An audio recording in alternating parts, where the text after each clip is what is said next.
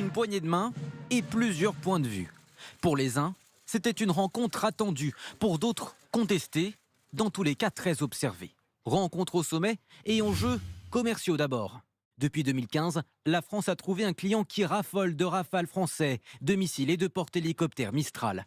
Des contrats passés pour un total de 6 milliards d'euros. Alors, pourquoi s'arrêter là? S'il peut y avoir de nouveaux contrats, tant mieux. Je crois que ce sera l'objet de la discussion. Ça, c'était pour les réjouissances. Mais les deux présidents étaient surtout attendus au tournant sur la question des droits de l'homme. Emmanuel Macron marche sur des œufs face aux dérives du pouvoir égyptien. Opposants, dissidents, journalistes et associations affrontent une intense chasse aux sorcières depuis la prise du pouvoir en 2013 du militaire. Et ces derniers jours, la répression s'intensifie sur les homosexuels. 60 000 personnes ont été arrêtées depuis son arrivée au pouvoir. Des pans entiers de la société civile sont réprimés avec l'argument que ce serait le prix à payer pour une stabilité et pour la prospérité de l'Égypte.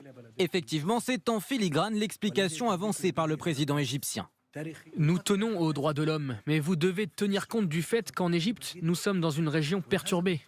Quant au président Macron, de la même façon que je n'accepte qu'aucun autre dirigeant me donne des leçons sur la manière de gouverner mon pays, je n'en donne pas aux autres. Tout en réaffirmant sa défense des droits de l'homme, le président aurait évoqué le cas de 15 individus égyptiens. La lutte contre le terrorisme est en revanche un point qui les rassemble. Dans cette région, presque impossible de se passer de l'Égypte pour freiner les groupes djihadistes. Un pivot entre la Libye aux abois et la bande de Gaza. Un rôle crucial pour éviter la déstabilisation de la région. Difficile équilibre entre droits de l'homme et nécessité de ménager un allié.